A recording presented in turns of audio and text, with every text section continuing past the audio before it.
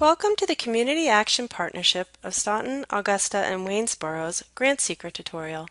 My name is Lori Mitchell, and I'm with a Common Grant application. And this is going to be a brief video showing grant seekers how to use our site to apply for a grant. Currently, you're looking at our dashboard. This is the page you land on after you log into our site. In order to log into our site for the first time, you need to register and create a username and password. You can register by going to www.commongranapplication.com and clicking on the green Grantseeker icon. The Community Action Partnership of Staunton, Augusta, and Waynesboro will also have a link to our website from their website. If you use their links, you can be asked to go directly to the application. But if you happen to come in through our home page, you'll come to the dashboard, and to start the application, you're going to want to click on Start Draft Application.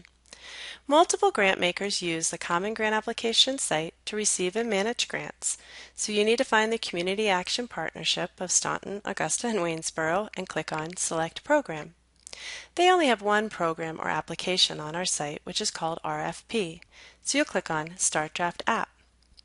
You're now in the draft application. There's a reminder at the top to save your work, and you'll see a progress bar has appeared at the top showing you all the different pages you need to go through in order to submit your application. Currently, we are on the instructions page. These are important instructions written by the grant maker, so please make sure you scroll down and read all of them. You also see at the bottom the grant maker has loaded up some documents. Some are for reading, and some you need to click on, and just to access these documents, you just click on the document's name. The logic model, you actually need to download, complete this, and upload it on the organization documents page. There's also a collaboration worksheet if needed. You need to do the same thing, download it, complete it, and upload it. When you're done, you can click Next to move to the next page. We are now on the primary contact page.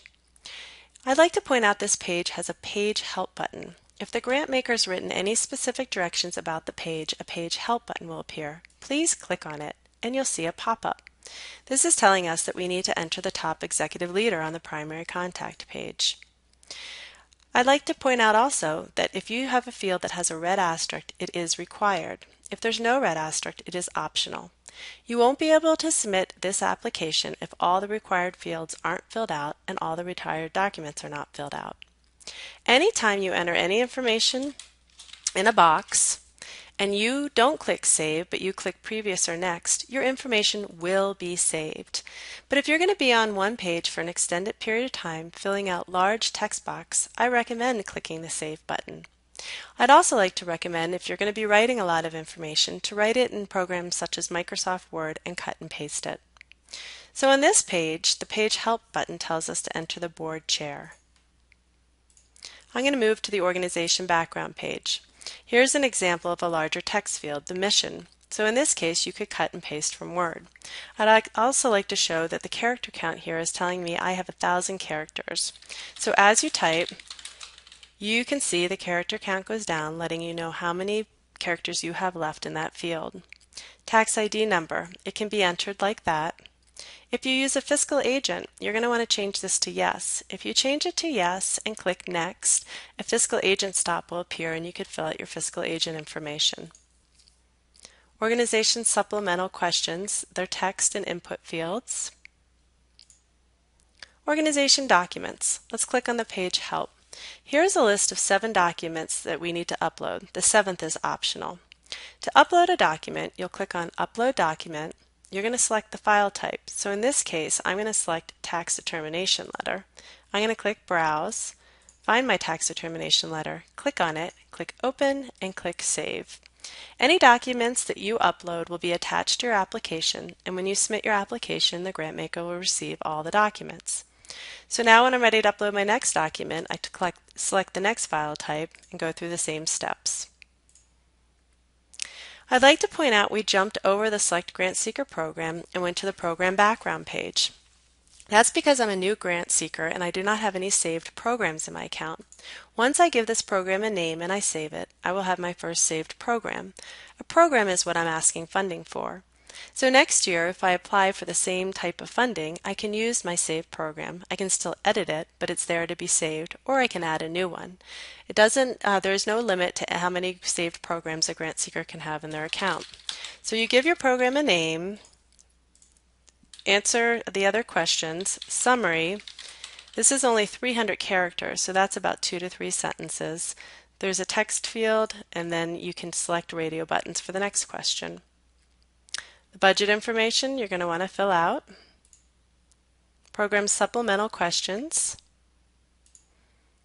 And application information, how much you're asking funding for. Then we move to the preview page. Right here in the draft application status box, it says it's okay.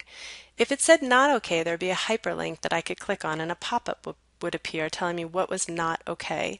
The only things that would be not okay are if a required field has not been filled out or a required document has not been uploaded. And then you'd want to go back to the page. So if I still hadn't answered a required program supplemental, I could just click on the link here, go back to the page, answer it, and then move back to the preview application step. But my application is ready, so I'm going to click Next, and I'm going to click Submit. I now get an application number, in this case it's 13981, and I have a date and a timestamp. If I go back to my dashboard, you see now I have one application that is open and under review.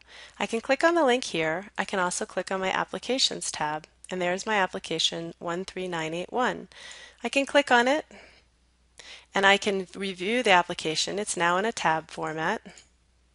And I can click on Print Complete Application, and this generates a PDF that I can also save to my computer. If you have any questions of the Common Grant application, please do not hesitate to contact us. Good luck with your grant.